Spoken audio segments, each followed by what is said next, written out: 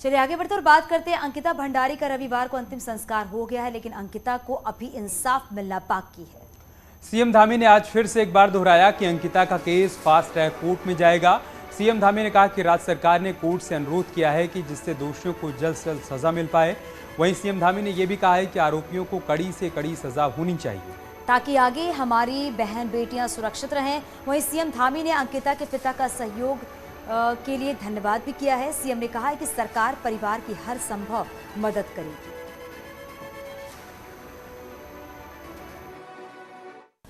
कि तेजी से जांच हो रही है, पुलिस ने अपनी कार्रवाई की है, आगे जांच किसी तरह से भी कहीं भी प्रभावित नहीं होने वाली है। एसआईटी पूरी तरह से एक डीआईजी स्तर के अधिकारी की नेतृत्व में बनाई गई है, वह भी उस पर काम कर रही है। हर पहलू का, हर जांच से जुड़ा हुआ इस साक्ष्य हों, वो सारे के सारे साक्ष्य वहाँ पर पूरी तरह से सुरक्षित हैं। किसी प्रकार का भी कोई भी साक्ष्य मिटाने का प्रयास नहीं होगा, ये मैं बिल्कुल एश्योर करता हूँ। साथ ही साथ अभी फास्ट ट्रैक में इस केस की सुनवाई हो।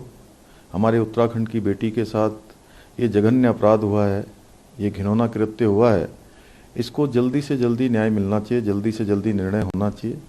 हम माननीय उच्च न्यायालय से भी अनुरोध करेंगे कि जल्दी से जल्दी इसमें फास्ट ट्रैक के लिए एक अलग से कोई अदालत गठित की जाए या अदालत में ऐसी व्यवस्था की जाए जिससे कि हमारी उत्तराखंड की बेटी को, हमारी बेटी को जल्दी से जल्दी न्याय मिले।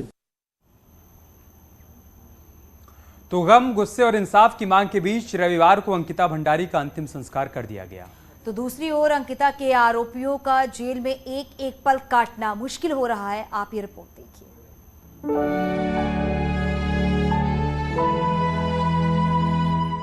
अंकिता भंडारी की हत्या ने पूरे देश को झकझोर कर रख दिया है। रविवार शाम को पहाड़ की बेटी की जब श्रीनगर गढ़वाल में अंत्योष्टि हो रही थी, तब उस सबसे अनजान अंकिता के हत्या आरोपियों का पौड़ी गढ़वाल की जेल में एक एक पल काटना भारी हो रहा था। सूत्रों के अनुसार पुलकित समेत तीनों आरोपी रात भर करवटें बदलते रहे। पुलिस सूत्रों के मुताबिक आरोपी पुलकित आर्य के साथ जो दोनों अन्य आरोपी हैं, इनको अलग अलग बैरकों में रखा गया है, जिनकी 2 रातें केवल करवटें बदलने में गुजरी हैं। शुक्रवार को ऋषिकेश के पास पुलिस कस्टडी में गुस्साए लोगों ने पुलकित और उसके साथियों की जमकर पिटाई की थी, जिससे तीनों पौड़ी जेल में पहली रात तड़पते रहे।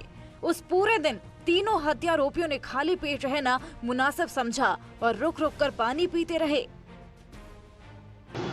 शुक्रवार को ऋषिकेश के पास गुस्साए लोगों ने पुलिस कस्टडी में पुलकित और उसके दोनों साथियों की जमकर पिटाई कर दी।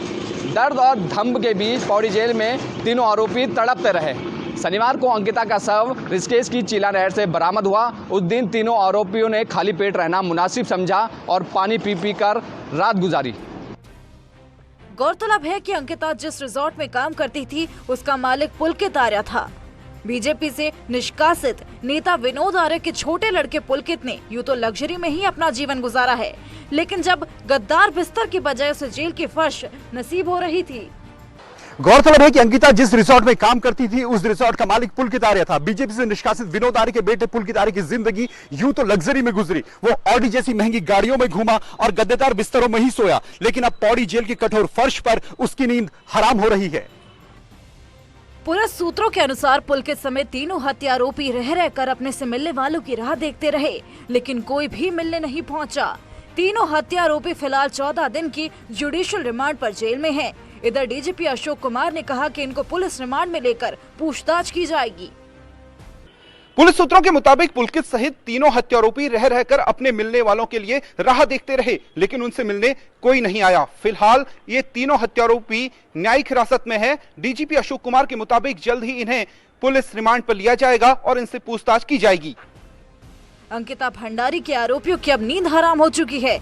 एक तरफ ऐशो आराम की जिंदगी खत्म हुई, तो दूसरी ओर जेल की काल कोठरी में उनके दिन रात गुजर रही है, लेकिन उनके जघन्य अपराध के दंड की अभी तो बस एक शुरुआत भर ही है। Bureau report.